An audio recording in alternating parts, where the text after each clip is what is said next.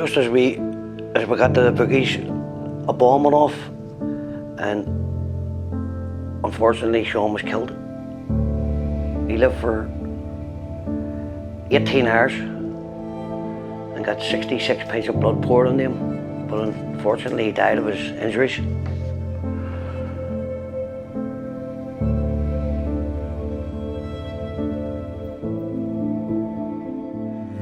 My name is Conor Morris. I lost my brother during the conflict, 8/8/88. Seamus was killed at the bottom of Brompton Park. We were on our way for a game of snooker. We went across the road, a car pulled up slowly, and the assault rifle came out the window, and Seamus got it. He was hit 5 times.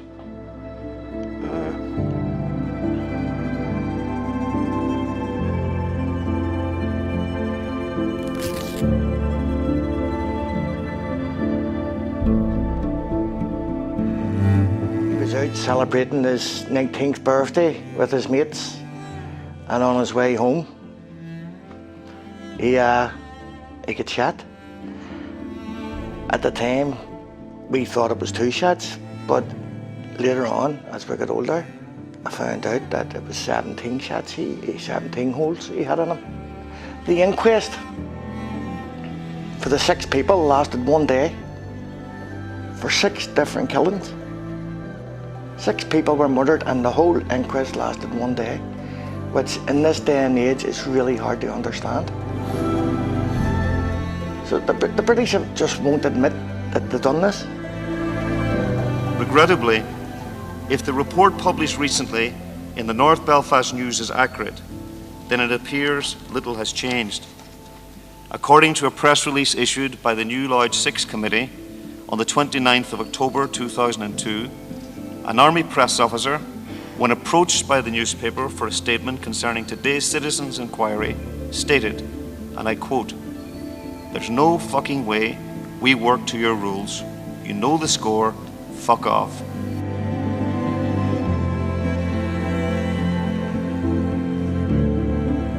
And my brother was stopped and searched, let go, and he ran on, and the soldiers ran after him and shot him twice in the back. The judge said, no, you don't chase somebody you're afraid of. Because he asked them, what did you do after you shot him? And one of them said, bent down and tied my shoelaces, and then went back to the barrack and had my lunch.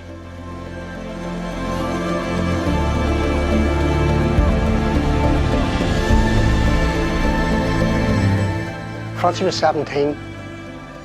He was killed in June 1975. Isabel, she died August the 21st, 1993. The other ones I want to talk about is Martin. Martin was a softbite creator. Martin was shot by the loyalist. So he died too. And so the next one, Fra. Fra was Patricia's son. Fra was sent up to Turf Lodge one day to somebody's house, and it ended up that he was shot dead too. So there we have it. Loyalists killed 2, the INLA killed 1, and the Republican movement killed 1. Stephen called him to have a pint because somebody was on the phone. Paul was leaving the Avenue Bar at the States, and Stephen called him, and the both of them had ordered 2 pints, but unfortunately they never got drinking them. My brother was killed, and by the time we found out that it was him laying on the floor, because he had no face, he was hitting my back of the head and blew his face out. In between times my father was running about looking at my brother Gabriel to let him know that his brother-in-law had been killed in the bar, unknowingly, that his son was laying on the floor with no face, because nobody knew him because he'd never been in there before. The British government are just trying to make it out that it's only the soldiers in the IUC who were victims of this. There was loads on both sides of the fence that were victims and victimised all along. But the British government don't seem to see it that way. They seem to think that it was just like the British soldiers in the IUC who were victims. let's be honest, all over Ireland in the last 40 years there's been victims galore and people who can never be replaced. But now you have a chance to try and put some things right with people and families.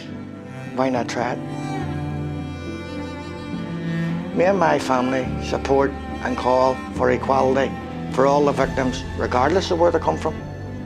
I do believe all victims, it doesn't matter where you come from, what side of the fence you're on, I do believe they all deserve this pension. There shouldn't be a hierarchy of victims, because to me, a victim is a victim is a victim. So, I believe that the British government must accept responsibility as protagonists during the conflict. But are we talking about trauma, then I think my family has had enough of it. They have had enough trauma in their lives.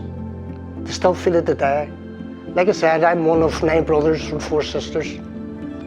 I've got 1 brother left, and the rest of them they suffered all that time with their brothers and sisters being buried.